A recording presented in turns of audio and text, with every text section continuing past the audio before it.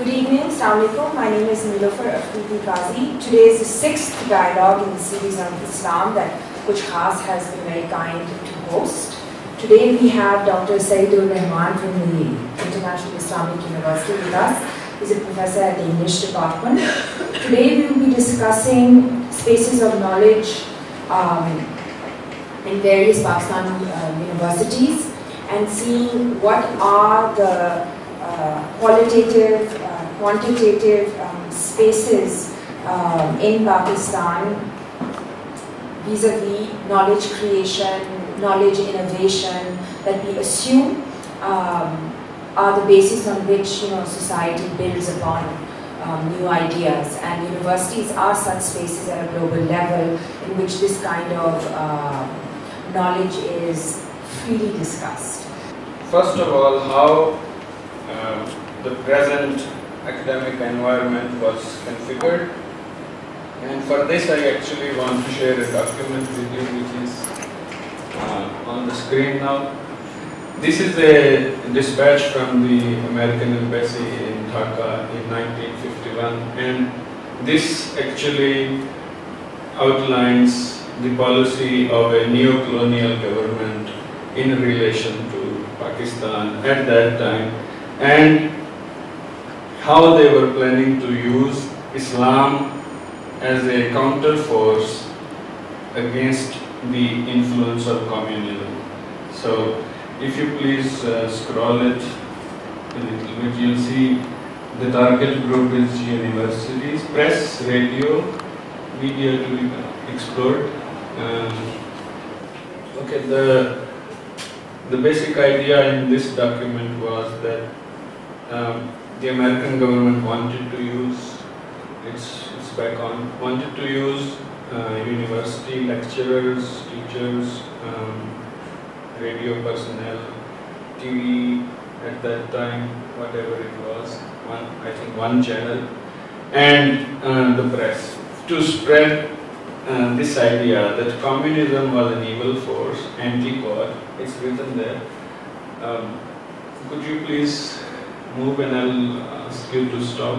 Okay, please keep moving. Yeah, okay. This is the one. To prove that communism seeks economic, social and cultural chaos and to collapse in the non-communist world. These were the fears to be produced in this region. To promote the Islamic socio-economic concept under which there will be freedom and dignity for the individual, and which will provide for the elimination of economic disparities and inequities.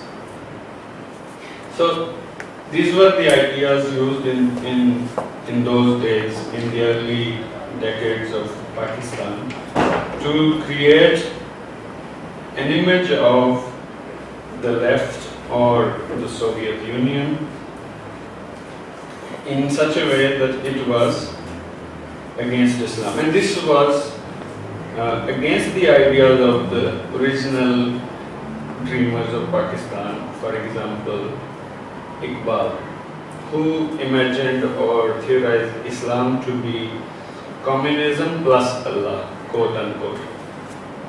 In this region, first the British fixed the Islamic legal system by creating such laws, and that they are already written in the Royal Code or the British Code,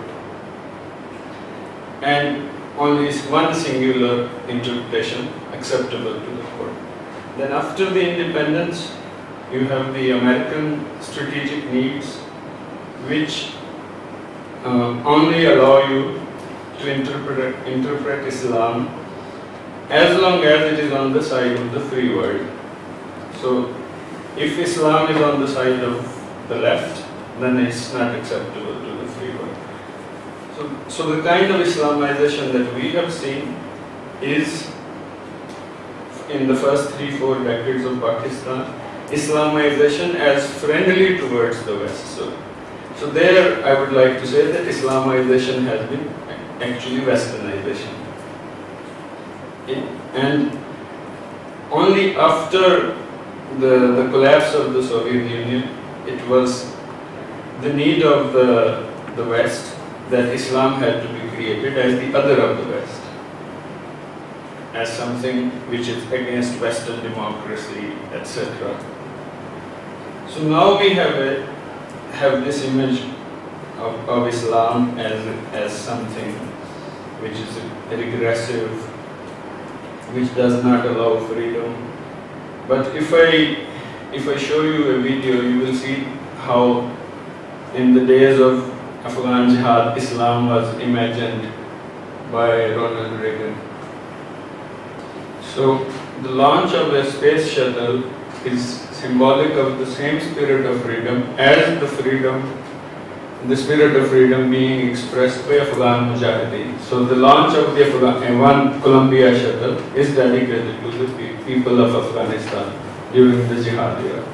Now can we imagine one space shuttle being dedicated to any Muslim people? So now we have this sense of animosity between Islam and the West, as if this has been an eternal phenomenon, and Islam and the West have been continuously fighting against each other. Historically, this has never been true, or very rarely true. Basically, our way of looking at the world also limits us, our own citizens, and the way our governments deal with our citizens. When we say 3,000 people can be killed like that, it means that our governments can actually do it and we imagine it. So this is our own way of thinking about the world that is reflected in conspiracy theories. Second, if they can kill 3,000 people like that, it means that we have also imagined our other civilization, or if we create it as an enemy civilization, as something that is beyond all resistance. We have already given up the space for resistance. No resistance is possible because it's they who have created it. Even when something unpredictable happens in the West, it wasn't an act of resistance, it was already planned. So this is already self-defeating.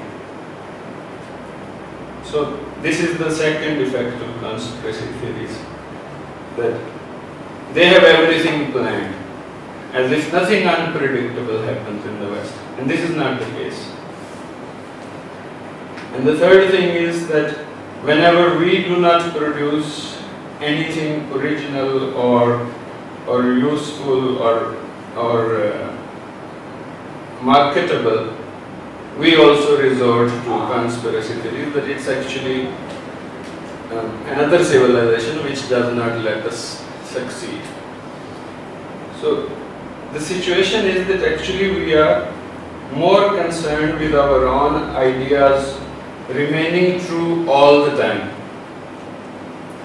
We do not want to revise any of our own civilizational rules or epistemology or anything. We don't want to re-examine our own system of knowledge production. We want to actually, at the cost of even our own progress, we want to remain the true people who have once and for all found the truth, and that truth is unchangeable. And if anything is changed in that eternal truth, then we don't know what to do with ourselves. So in that way, knowledge production in this part of the world has been hindered because the idea of truth, one eternal truth, has become more important than inquiry itself. So if you want to remain always true, then basically there is nothing to find out, nothing new to find out. Because if you want to find out something new, then there is the inherent risk that might revise your previously held ideas. So you are afraid of new knowledge as well. So this is the present condition. And in the universities, the situation at this moment is like this, that the higher education says that you have to produce original knowledge, but that original knowledge should never challenge the already existing socially codified system of knowledge. So mostly what you have in the universities is rehashing and rephrasing of already existing knowledge, and therefore when that knowledge does not become globally dominant, we think that it's a Western conspiracy. So this is in a nutshell the situation of knowledge production in Pakistan.